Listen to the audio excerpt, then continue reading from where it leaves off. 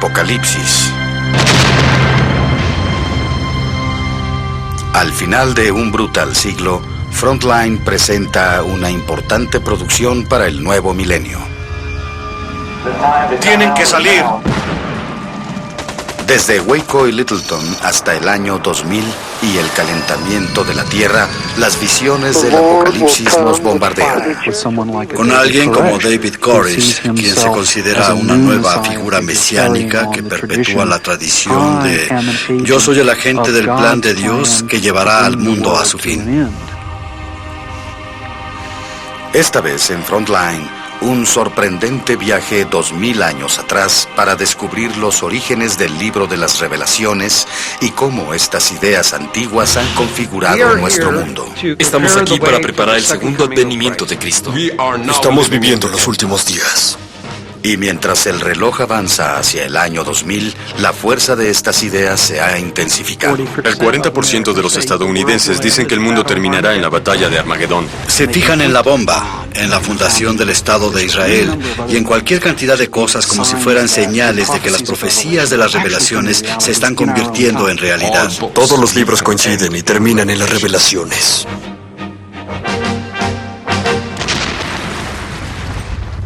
Apocalipsis.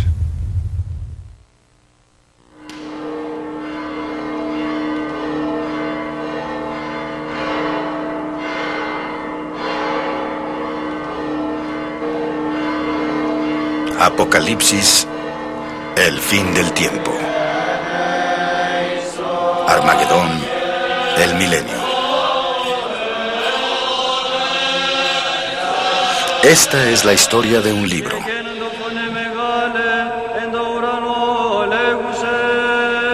Es la historia de cómo ese libro fue escrito en su época y es el relato del impacto que ese libro ha tenido en casi 2000 años de historia. Es el libro con el que la Biblia termina. Es el libro de las revelaciones. El libro de las revelaciones del Nuevo Testamento tiene el título literal en griego el Apocalipsis de Juan. La palabra Apocalipsis significa revelación, lo que se descubre. Las palabras significan lo que la gente cree que significan. Para los académicos, Apocalipsis quiere decir la revelación de cosas ocultas. Para la gente común, Apocalipsis es el final cataclísmico de las cosas. Mientras las horas y los minutos transcurren hacia el final de este milenio, hay quienes esperan el fin del mundo y el juicio final que ellos creen está anunciado en el libro de las revelaciones.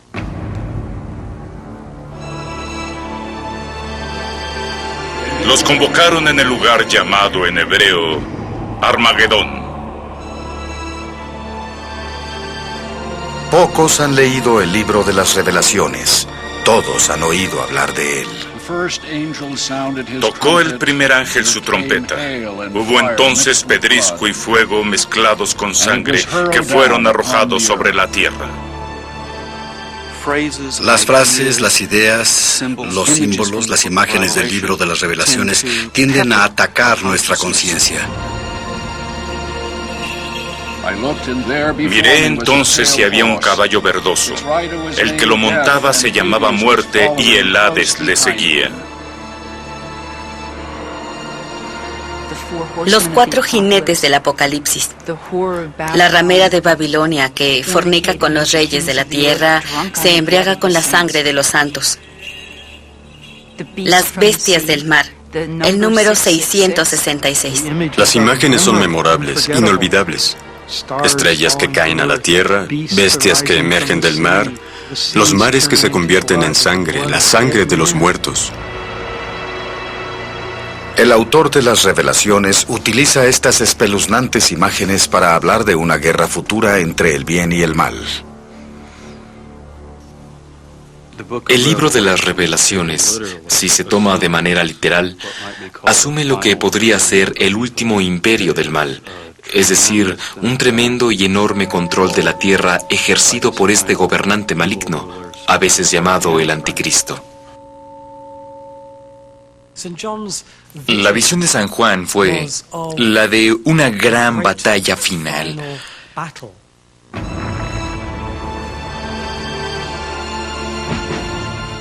Cada nación peleará contra otra.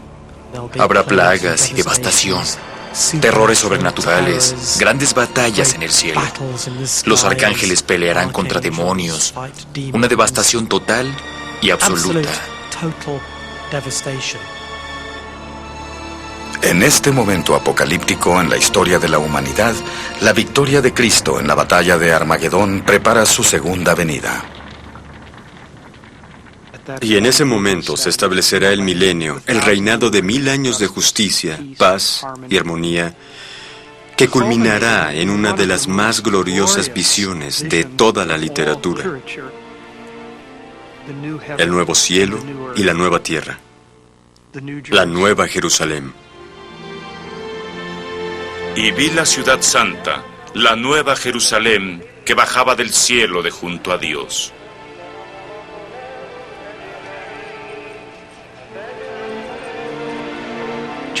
Jerusalén mantiene un papel central. Jerusalén está siempre unida a esta historia occidental del triunfo del bien sobre el mal.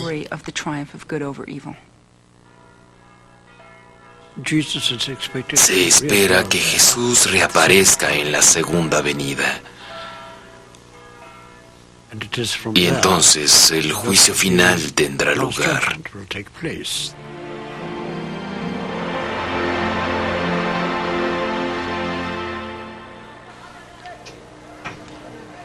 Con 1 millón de peregrinos cristianos rumbo a Jerusalén, el libro de las Revelaciones nunca antes había parecido más relevante. Impregnada de tensión religiosa, Jerusalén es ahora un foco de intensa ansiedad y expectación.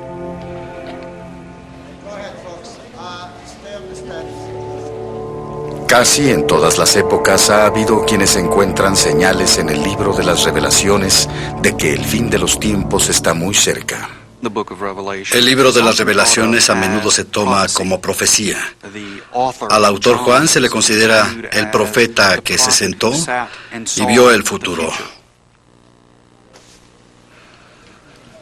El regreso de los judíos a Israel y la toma de Jerusalén son 2 signos que han puesto en marcha el reloj apocalíptico. En una ciudad en donde cada piedra está cargada de significado, las ruinas del templo dicen algo especial. Hay cristianos literales y judíos ultraortodoxos que creen que el Mesías no vendrá hasta que el templo se construya otra vez. Algunos están trabajando activamente para que se acerque ese día. Al pueblo judío se le ordenó construir el templo. El mandamiento dice: me harán un santuario y viviré entre ustedes. El rabí Chaim Rickman toma este mandamiento casi literalmente. Las paredes del Instituto del Templo están decoradas con pinturas del Templo de Salomón, el cual pretende reconstruir hasta el último detalle. Uno de los principales objetivos de nuestro esfuerzo es la restauración de los vasos del templo.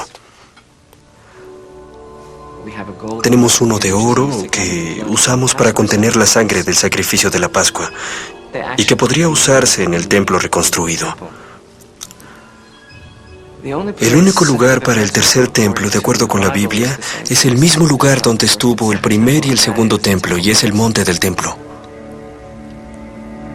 Lo que está camino al nuevo templo es uno de los lugares más sagrados para el Islam, la bóveda de la roca, desde donde los musulmanes creen que Mahoma ascendió al cielo. No hace mucho, los miembros del grupo trataron de subir una roca que querían colocar como la primera piedra del tercer templo. Un acto sumamente provocativo que, por supuesto, desató una reacción violenta. Hubo derramamiento de sangre y muerte. Por lo menos debe haber una docena de personas que quisieran hacer estallar la cúpula de la roca. La imaginación apocalíptica está llena de violencia. Normalmente ese es trabajo de Dios, pero cuando Dios no lo hace, bueno, es posible que haya violencia. Por temor a la violencia, la policía israelí vigila de cerca a quienes creen en el fin del mundo, como el hermano David. Él y sus seguidores vinieron a Jerusalén a presenciar el regreso de Jesús. Estamos aquí para preparar el segundo advenimiento de Cristo.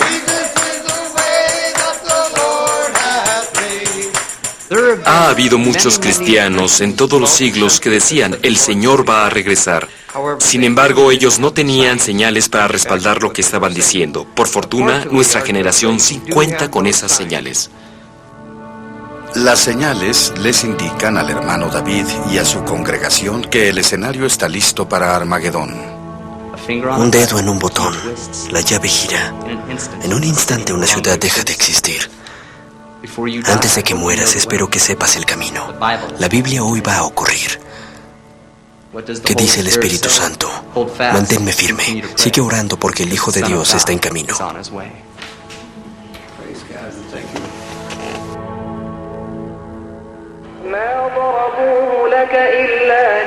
A pocas semanas del año 2000, lo que las fuerzas de seguridad israelíes temen más es un acto deliberado de violencia de los fanáticos religiosos. El propósito podría ser incitar la gran batalla mítica de Armagedón y así apresurar la venida del fin de los tiempos. Vi entonces a la bestia y a los reyes de la tierra con sus ejércitos reunidos para entablar combate. La clave para entender parte de las imágenes más violentas de las revelaciones radica en que muchas están basadas en 600 años de historia judía. Armagedón es un lugar real. La palabra proviene de Megido, un antiguo fuerte en donde los reyes de Israel alguna vez guardaron sus carros de guerra. Megiddo era una fortaleza importante que dominaba el paisaje y en donde muchas batallas se llevaron a cabo.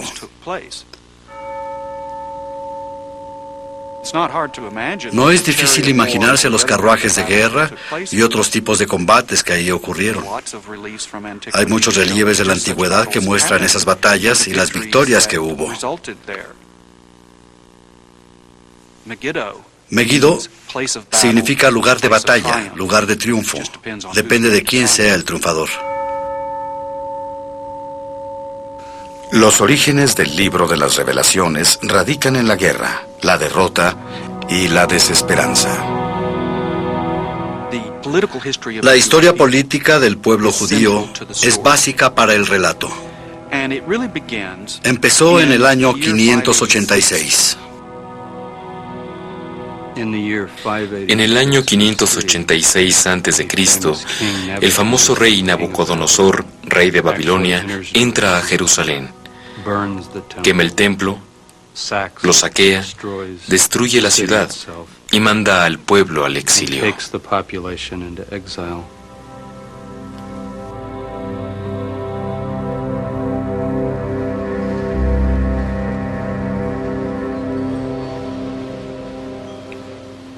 Las ruinas parcialmente restauradas de Babilonia en el moderno Irak, con su gran puerta ceremonial, conservan el poder y la gloria de este antiguo opresor.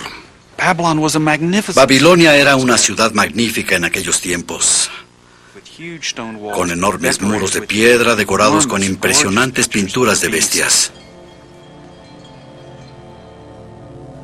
Bestias salvajes, serpientes míticas y dragones de muchas cabezas aparecen en el libro de las revelaciones y obsesionarán la imaginación apocalíptica durante 2500 años.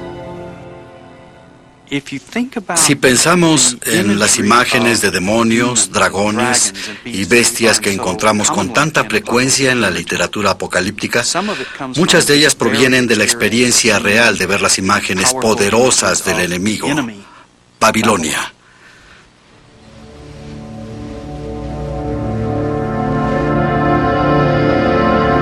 Babilonia sacudió profundamente la fe de los israelitas en su Dios.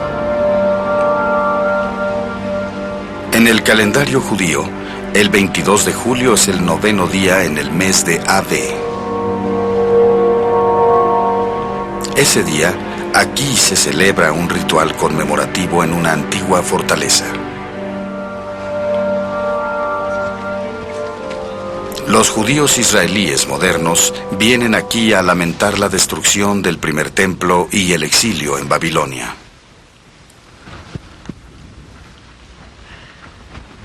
En la literatura bíblica percibimos un gran sentido de nostalgia. Lo encontramos sobre todo en los salmos.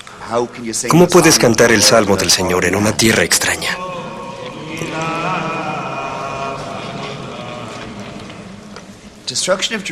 La destrucción de Jerusalén, el exilio de los judíos, crearon lo que podríamos llamar una situación de disonancia cognitiva.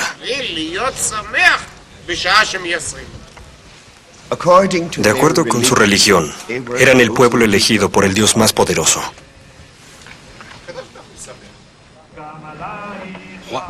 ¿Qué salió mal? ¿Nos abandonó Dios? ¿El rey babilónico es más poderoso que el nuestro?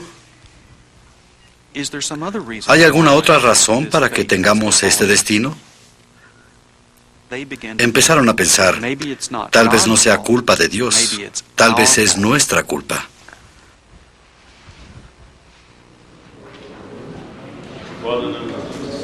Para responder esas preguntas, los profetas judíos tuvieron que reexaminar, replantear y reescribir su propia historia. Y allí es donde comienza la larga línea de la literatura apocalíptica judía. El exilio fue un trastorno total de la esperanza y los sueños del antiguo judaísmo. Entonces vinieron los profetas, Isaías, Jeremías, todos los demás, y empezaron a predecir este futuro glorioso. Los judíos volverán, reconstruirán el templo, el Mesías vendrá, Israel realizará su destino histórico.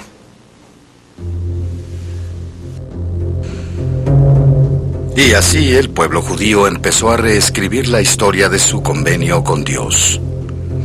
Al hacerlo, profetas como Ezequiel empezaron a crear símbolos e imágenes, tales como la Nueva Jerusalén, que reaparecerán en el libro de las Revelaciones.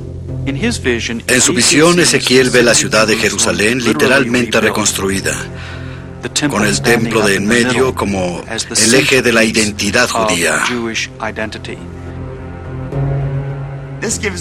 Esto origina un motivo que todavía encontramos en el libro de las Revelaciones, el motivo de la Nueva Jerusalén.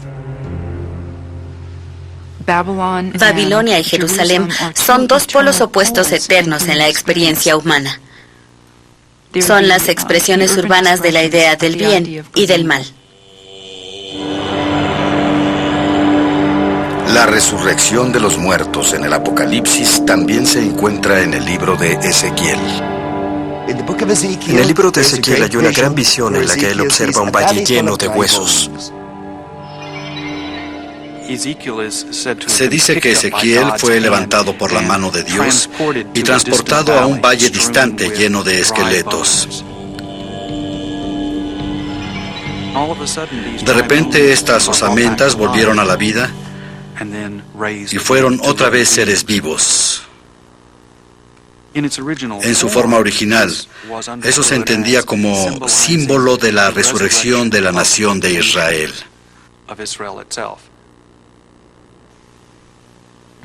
Esta idea resonará como la resurrección de los muertos en los últimos días. Ezequiel es otro arquitecto importante del modo en que Occidente imagina el fin de los tiempos.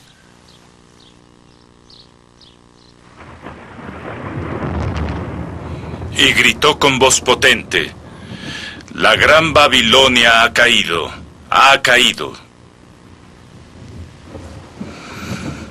50 años después de la destrucción de Jerusalén, Babilonia fue conquistada por Ciro el Grande, rey de los persas. Durante los siguientes 300 años, el pueblo judío fue gobernado desde Persépolis.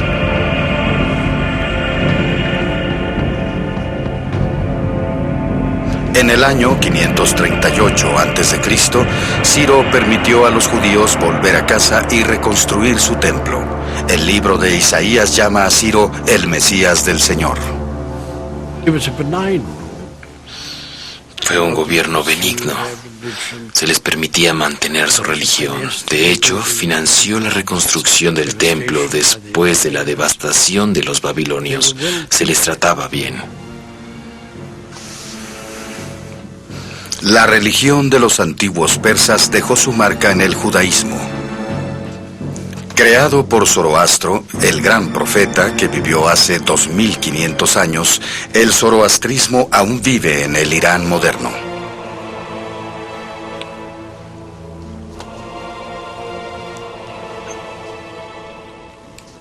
En medio del desierto que se encuentra más allá de la ciudad de Yazd, en Irán, algunos de los 150.000 seguidores de las enseñanzas de Zoroastro hacen una peregrinación a Chek-Chek.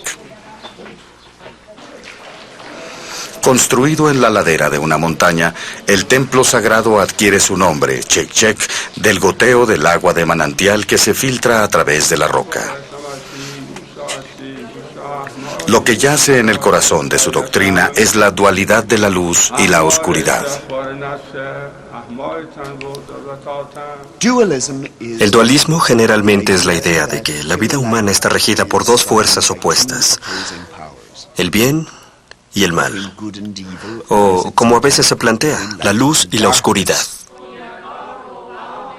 En la tradición mitológica persa tenemos a Ahura Mazda, el dios bueno, el dios de la luz,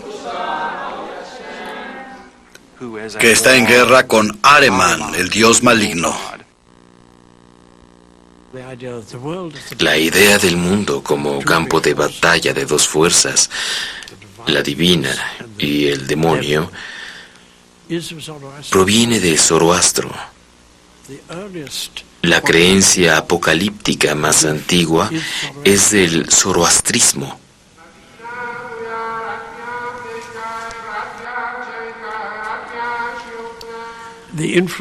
La influencia que la religión iraní ejerció en el pensamiento apocalíptico judío y a través de él en el pensamiento cristiano fue profunda.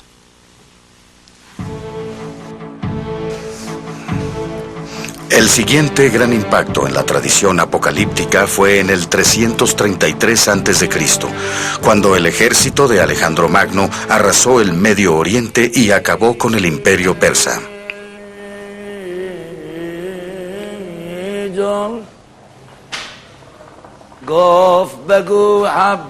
En el Irán de nuestros días, los contadores de historias tradicionales todavía recuerdan las hazañas de Alejandro. Alejandro giró, tomó su espada y galopó al campo de batalla. Uno de los acontecimientos más sorprendentes del mundo antiguo fueron las conquistas de Alejandro Magno. En un periodo de 10 a 15 años, Alejandro conquistó gran parte del mundo conocido. Grecia, Egipto, Persia, el norte de la India, Palestina. Y el efecto fue la increíble combinación de todas estas diferentes tradiciones.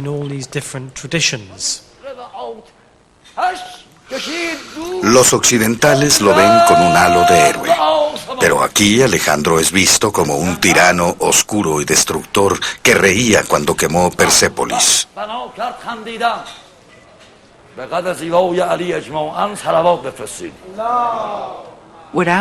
Lo que Alejandro trae consigo es una idea internacional increíblemente poderosa. Trae consigo el griego, la idea de la cultura griega a la cual los académicos se refieren como helenismo. Alejandro Magno llevó consigo un gran número de valores. En la cultura judía, la pureza era un valor sumamente alto. La modestia, un gran valor. No había exposición del cuerpo. Los griegos eran lo contrario. Las estatuas que hacían eran típicamente de seres humanos desnudos. Y seguramente esto provocó una enorme impresión, una gran sensación de una cultura diferente. Este altar a Zeus muestra la mezcla de culturas. Aquí los dioses y héroes griegos combaten con las bestias y serpientes del mito de Medio Oriente. Alrededor del 250 a.C., un judío anónimo que escribía con el nombre de Enoc tomó imágenes de la mitología griega que habrían de resonar en la literatura apocalíptica hasta el libro de las Revelaciones. El ángel líder que se rebela contra Dios es arrojado a la tierra. Lo aprisionan en una fosa debajo de la tierra a la que se le llama Hades, el infierno. Tenemos el mal y a Satanás. Tenemos ángeles. Primero, Enoc nos da algunos de los componentes más importantes de lo que concebimos como una tradición posterior judeo-cristiana. Pero hubo que pagar un precio político por la cultura griega. Israel se encontró gobernada por el tirano griego Antíoco. Lo que no toleraron fue cuando Antíoco puso una estatua de Zeus con sus propios rasgos en el templo. Haber introducido un ídolo al templo era algo que la gente no podía soportar. La respuesta fue la rebelión de los macabeos. Una pequeña banda de guerreros, bajo el mando de Judas el Macabeo, su nombre literalmente significa Judas el martillo, inició una especie de guerrilla en contra de los ejércitos griegos. En el año de 164, un pequeño grupo dirigido por Judas logró retomar el templo. Y mientras rechazaban a los ejércitos griegos, repurificaron y rededicaron el templo. Ese es el acontecimiento celebrado como la fiesta de rededicación o Hanukkah. Pero había otra manera de luchar contra la opresión griega. El libro de Daniel fue escrito en la época de la rebelión macabea, pero su autor ubica su historia en tiempos del exilio babilónico, unos 400 años antes. En el libro, Nabucodonosor, rey de Babilonia, sueña con una estatua colosal, y solo Daniel puede interpretar su significado.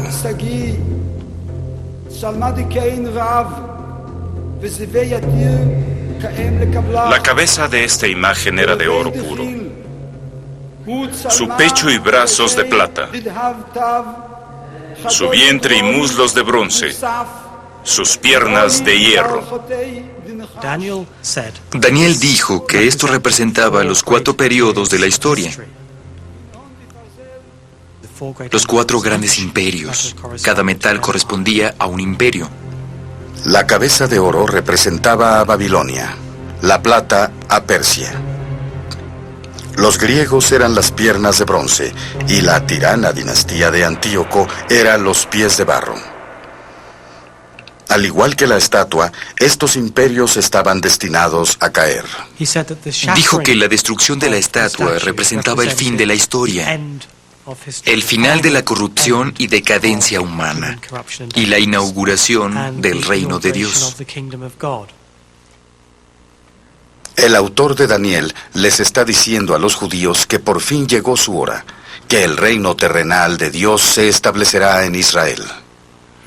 Su imperio es un imperio eterno, que nunca pasará, y su reino no será destruido jamás. Así que las visiones de Daniel responden a un periodo de crisis y opresión. Usa el Apocalipsis como una forma de decir: mantente firme, sigue siendo fiel. Dios nos liberará. Dios triunfará.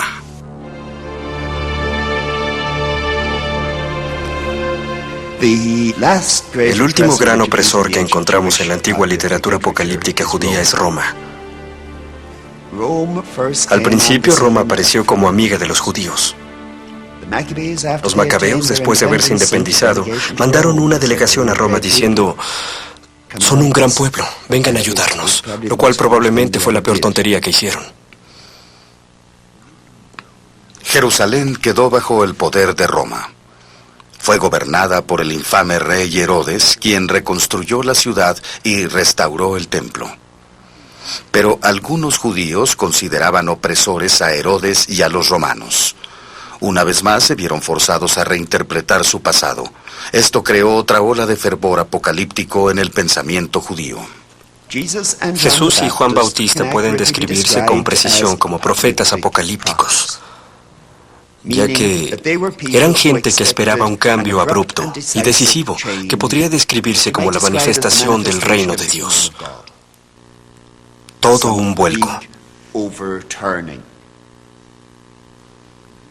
Para judíos como Juan y Jesús, el templo, el lugar del favor divino, se había convertido en símbolo de colaboración. Su predicación apocalíptica los puso en conflicto directo con el poder de Roma. Juan Bautista predicó que la ira ya venía, que el día del juicio final se aproximaba. Y la práctica del bautismo fue una especie de arrepentimiento comunitario antes del gran día del Señor. La frase clásica de Juan Bautista es: arrepiéntanse, pues el reino de Dios se acerca. Volvamos a una nación pura de Israel. Y Jesús también dijo: el reino se aproxima.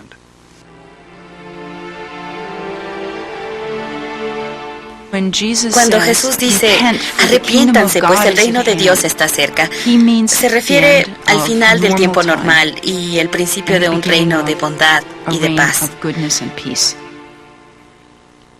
Yo creo que Jesús era apocalíptico. Incluso después de que Jesús murió en la cruz, ejecutado por los romanos, sus adeptos siguieron creyendo que el final se acercaba. Ciertamente, los primeros cristianos tomaron de su mensaje la creencia de que su regreso ocurriría en su generación. Incluso toda una generación después de la muerte de Jesús. En las últimas epístolas, Pablo dice: la noche ha terminado, el amanecer se aproxima. Algo iba a pasar pronto. Y si leemos a Pablo, es muy claro que no creía morir antes de que llegara el reino de Dios.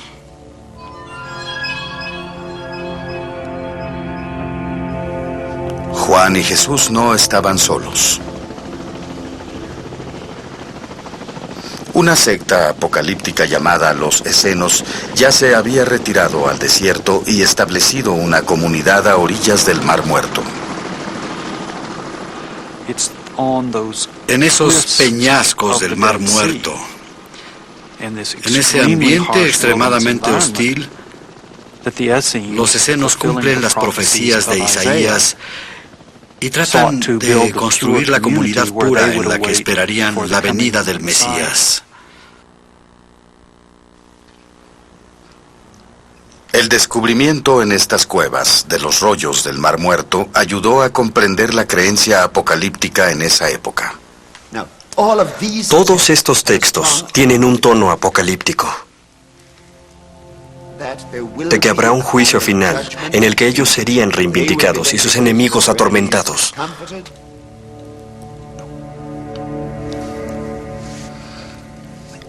Los rollos del Mar Muerto que se conservan en este museo no les dan a los estudiosos modernos ninguna evidencia de que Juan o Jesús hayan tenido influencia directa de los esenos. Pero los rollos sí muestran que sus visiones sobre el fin de los tiempos tenían mucho en común. A uno de los principales rollos intactos que se encontraron en la primera cueva en 1947 lo llamamos la Guerra de los Niños de la Luz y los Niños de la Oscuridad. Menciona una batalla que se librará por Jerusalén. A primera vista parece anticipar la batalla final. Y por la manera en que lo toman, la clave de su éxito será el ejército celestial. Lo toman de una manera muy literal. Planean llevar a cabo esta batalla. Y en realidad, en la guerra del 66 al 70, la primera rebelión contra Roma, los esenos, siguen su plan de batalla. Salieron a combatir a los soldados romanos y fueron aniquilados.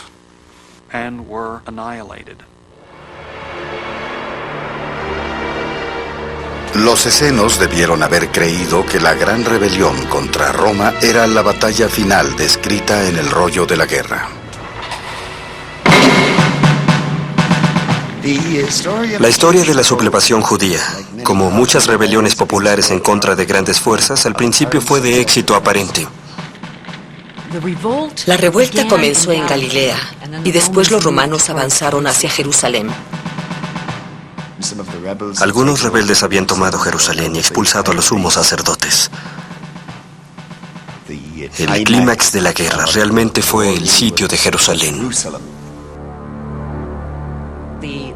Los líderes de la revuelta parecen haber creído que Dios no permitiría que el templo fuera tomado. Al final, los romanos derrumbaron las murallas de la ciudad, la quemaron y destruyeron. Y lo peor, volvieron a destruir el templo.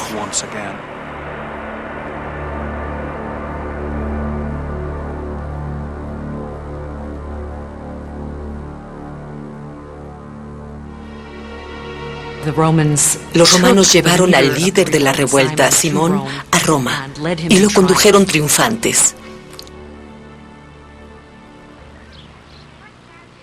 El arco de Tito muestra a los romanos tomando grandes tesoros del templo, llevándoselos a Roma.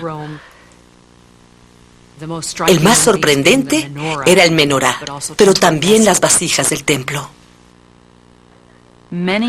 Muchos judíos, incluyendo a aquellos que eran cristianos, interpretaron la destrucción del segundo templo como una señal apocalíptica de que el fin de los tiempos estaba próximo.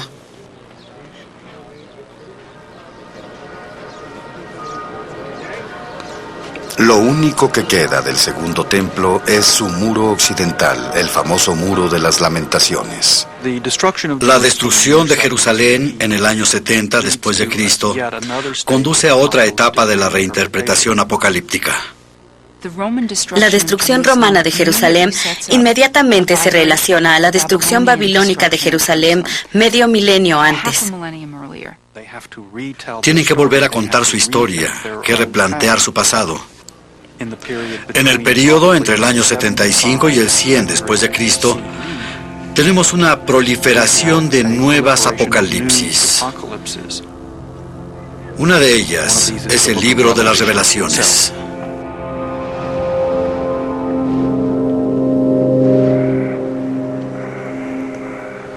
Éfeso, la actual Turquía, era uno de los grandes centros de los primeros cristianos. El libro de las Revelaciones fue escrito al mismo tiempo que los Evangelios, alrededor del año 95, por un judío cristiano que vivía en Éfeso. La tradición cristiana atribuye el libro de las Revelaciones a Juan, el hijo de Zebedeo, que fue uno de los 12 discípulos de Jesús o uno de los 12 apóstoles. Se le confió el cuidado de la madre de Jesús según el Evangelio de Juan. Y así fue que él y María, la madre de Jesús, se fueron a Éfeso.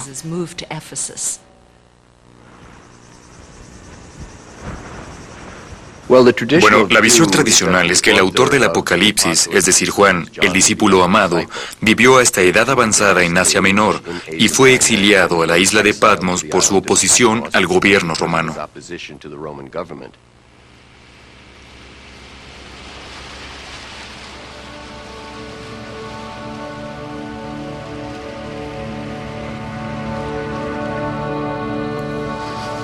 La leyenda dice que Juan naufragó y llegó a la isla de Patmos. Patmos es una isla griega remota a la cual es difícil llegar y de la cual es difícil salir. Durante 1000 años, allí ha habido un monasterio que está dedicado a la memoria de Juan el teólogo.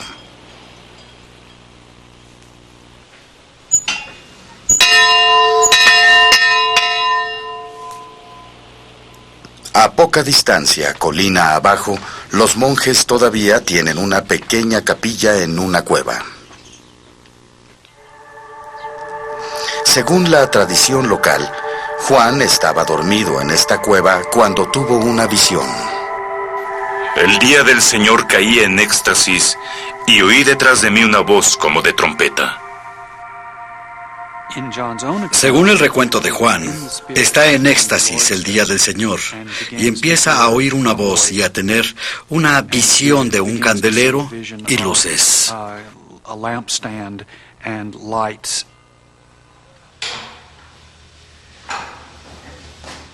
Me volví a ver qué voz era la que me hablaba. Vi 7 candeleros de oro. Y empezamos a tener esta revelación del futuro del mundo.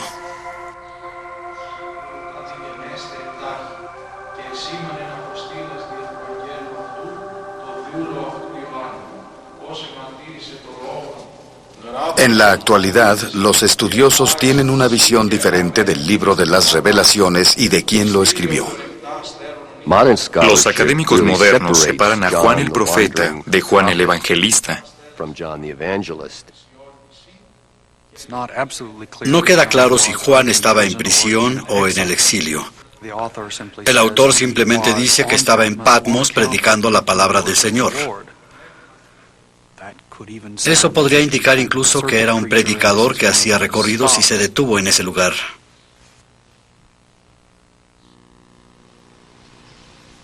Un estudio detenido del libro de las revelaciones evidencia esta visión estridente de una amenaza satánica a la cristiandad. El autor recurre a profetas antiguos y escritores apocalípticos anteriores, utilizando palabras e imágenes que se remontan a la opresión ejercida por Babilonia. La mujer llevaba en su mano una copa de oro llena de abominaciones y también la impureza de su prostitución. La gran Babilonia, la madre de las rameras y de las abominaciones de la tierra. La ramera de Babilonia es una imagen interesante. El autor de las revelaciones indica que se refiere a la ciudad de Roma al describir a la ramera sentada sobre una bestia y al definir a la bestia como 7 colinas. Para cualquier lector de la antigüedad, eso podía significar Roma. Las 7 cabezas son 7 colinas sobre las que se asienta la mujer. Juan usa la idea de Babilonia como la ciudad más corrupta y decadente del mundo y dice, miren, aquí está Roma, la nueva Babilonia. Lo que molesta más que nada al autor del libro de las revelaciones es el culto imperial que exigía sumisión al emperador deificado en Roma. Lo que significaba un problema para los judíos y cristianos al participar en el culto imperial era que había que realizar sacrificios al emperador o en honor del emperador.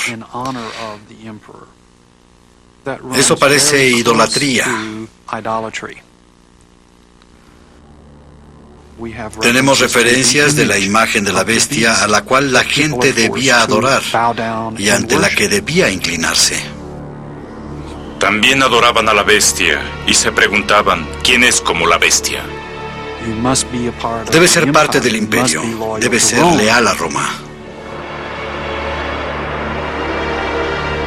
Solo 20 años después del saqueo de Jerusalén, el autor del libro de las revelaciones se niega a hacer sacrificios por emperadores que habían crucificado a Jesús y destruido el templo. En el Apocalipsis, Roma es el imperio maligno.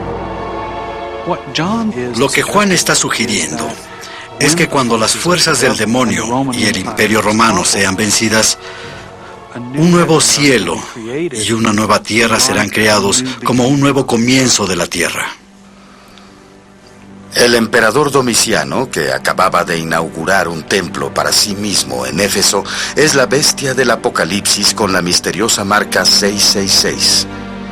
Las revelaciones dicen que los días de Domiciano están contados y predicen la fecha exacta en la que su imperio caerá. El imperio romano será destruido en 3 años y medio y Dios tendrá un nuevo y triunfante reino inmediatamente después.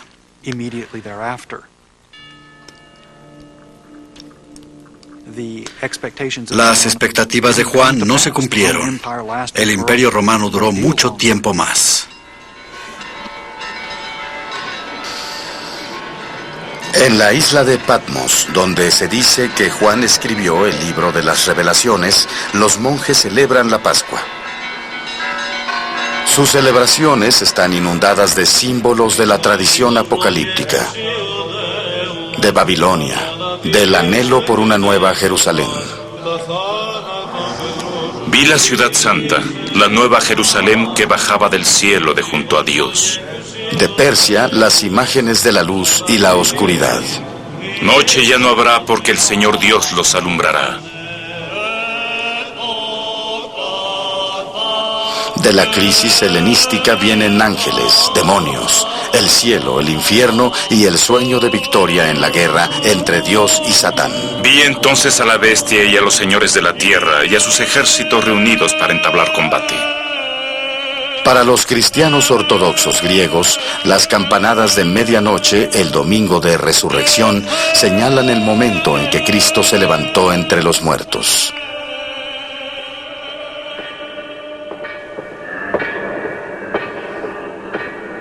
Para celebrar, los monjes golpean un mástil de madera que creen que proviene del arca de Noé.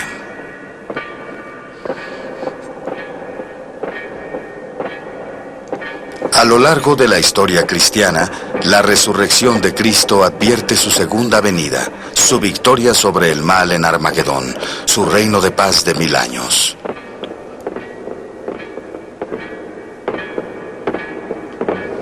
Pero desde que fueron escritas, los intérpretes han tratado de entender las predicciones de las revelaciones para el milenio y el día del juicio final.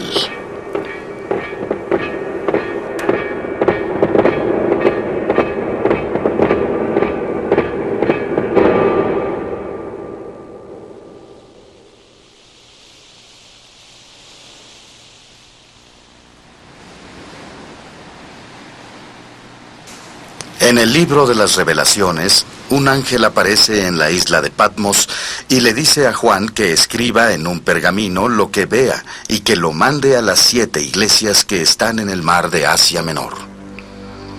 Pero otros autores del Nuevo Testamento, que vivían en las grandes ciudades del Imperio Romano, rechazaron el libro de las Revelaciones y su mensaje subversivo. La revelación de Juan tal vez no sea la visión dominante. El autor de la primera epístola de Pedro dice: sométanse a las autoridades gobernantes, honren a su emperador. Eso contrasta por completo con el libro de las Revelaciones. Ignorado durante casi 1000 años, el libro de las Revelaciones volvió para perseguir a la Iglesia. A finales del siglo II, un profeta apocalíptico de nombre Montano inspiró a miles para que lo siguieran a una colina remota.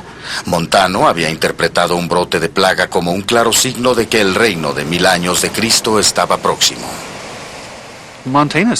Montano parecía haber esperado que una nueva Jerusalén literalmente bajara del cielo y se colocara en la cima de una montaña en el centro de Turquía, en Perpusa, su pueblo natal.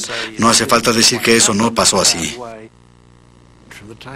A partir de los tiempos de Montano en adelante, hubo innumerables profetas que creyeron en la verdad literal del libro de las Revelaciones. Y no solo eso, sino que las profecías se cumplirían aquí y ahora. Un siglo después, la ciudad de Roma, que ya tenía 1000 años, se convirtió en el gran centro de expectación apocalíptica. Es la primera vez que el 1000 se convierte en un número significativo. La gente dice: un momento, esto se parece a lo que Juan predice para los últimos días. Las celebraciones del milenio de Roma desataron las persecuciones más viciosas de cristianos que el imperio jamás había visto. Como la sangre de los mártires era derramada en los anfiteatros, algunos veían al emperador Decio como la bestia de las Revelaciones y esto como el último ataque del mal. Vi las almas de los que fueron decapitados por el testimonio de Jesús y la palabra de Dios. Reinaron con Cristo 1000 años.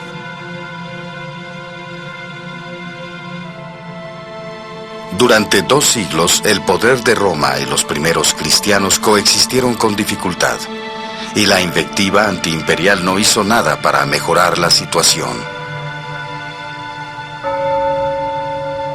Pero Pero todo cambió el año 313, cuando el emperador Constantino tuvo una visión de la cruz, derrotó a sus enemigos y declaró el cristianismo como religión legítima.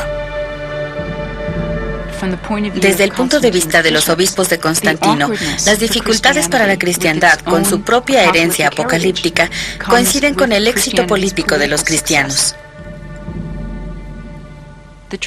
La lectura apocalíptica tradicional debe estar equivocada, porque ahora el imperio es cristiano.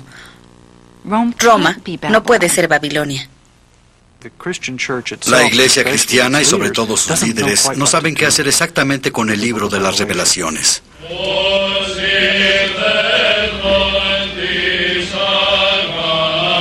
Muchos líderes de la iglesia preferían excluir el libro de las revelaciones de la Biblia. Hasta la fecha, no aparece en la Biblia de la Iglesia Ortodoxa griega.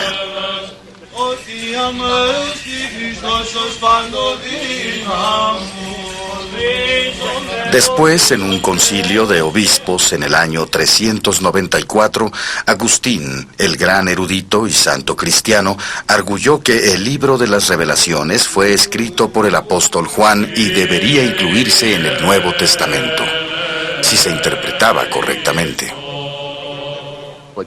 Agustín es el líder cristiano y pensador de la tradición cristiana occidental dominante de su época. Los acontecimientos verdaderamente apocalípticos que estaban por acabar con el mundo romano influyeron en la interpretación que hizo Agustín de las revelaciones. A Agustín le tocó vivir para su buena o mala suerte en una zona apocalíptica.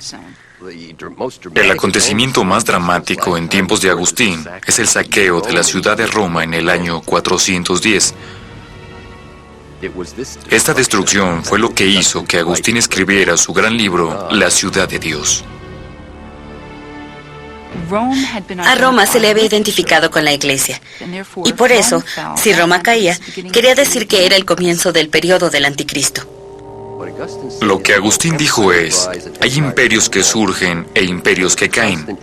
Lo que es constante es la historia interna de la construcción de la ciudad de Dios a través de la Iglesia. En la reinterpretación de Agustín del libro de las revelaciones, lo que esencialmente dice es que el simbolismo que algunas personas anteriores a él habían tomado de forma literal, no era literal. No creía en un verdadero reino de 1000 años, no creía en una figura literal que vendría como una especie de anticristo, ni nada de eso.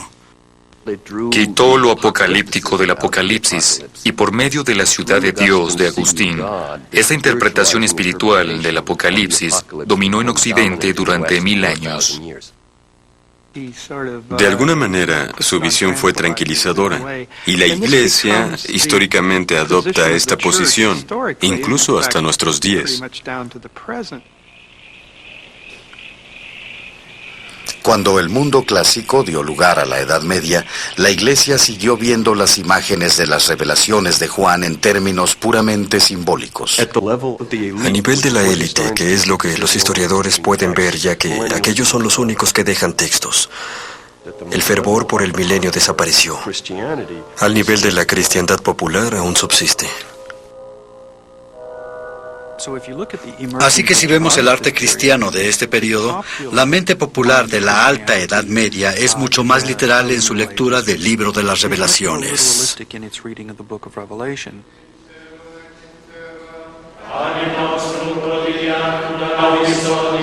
Para entonces, el año 1000, el primer milenio cristiano, se acercaba. Mientras las religiones orientales ven el tiempo como un ciclo de nacimiento y renacimiento, el pensamiento apocalíptico asume que el tiempo tiene un principio, una fase media y un final. La visión lineal del tiempo y la historia, tan básicas para el libro de las revelaciones, conformó el intelecto y la imaginación de Occidente.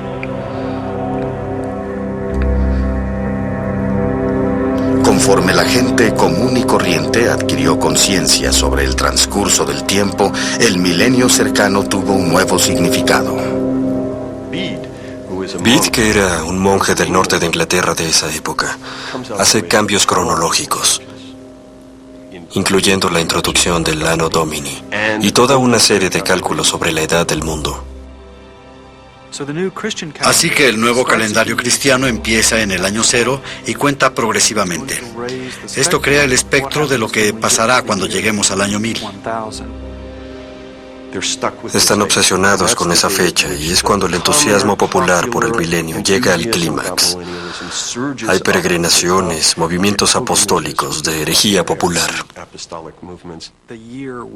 El año 1000 se acerca. Es el número mágico que siempre hará que la gente piense en el libro de las revelaciones.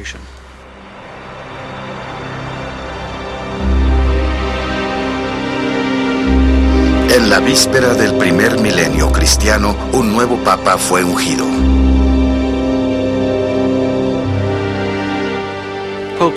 El Papa Silvestre II fue ungido en el año 999.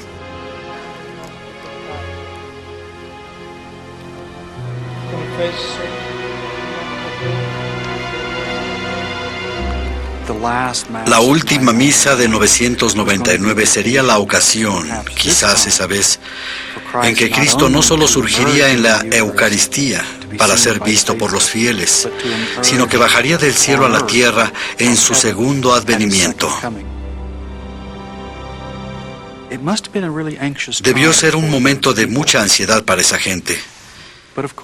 Pero claro, la hora pasó y no sucedió nada. Y la congregación entonó Te Deum Laudamus. Alabemos al Señor. El mundo no ha terminado.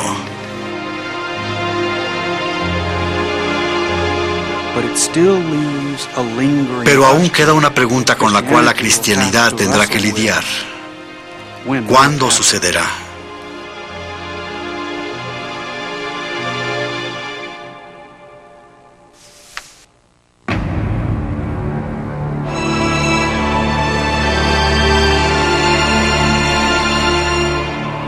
Un milenio había venido y se había ido. 1000 años de historia cristiana habían transcurrido. Pero Jerusalén, el símbolo sagrado en la imaginación apocalíptica, ahora estaba firmemente en manos islámicas. El lugar del templo estaba dominado por santuarios musulmanes. En 1095, el Papa Urbano II hizo un llamado para quitárselo a los infieles, lo cual iniciaría 300 años de Guerra Santa, las Cruzadas. Las cruzadas tal vez empezaron como un intento para liberar el Mediterráneo del Este, de modo que los cristianos vivieran ahí. Pero también empezaron a tomar otras dimensiones, y mientras la retórica de la Guerra Santa se volvía más prominente, tomó muchos más tonos apocalípticos. Cada victoria y cada derrota se sumaban al sentido de que era una batalla de proporciones cósmicas, de que realmente esto se trataba del anticristo.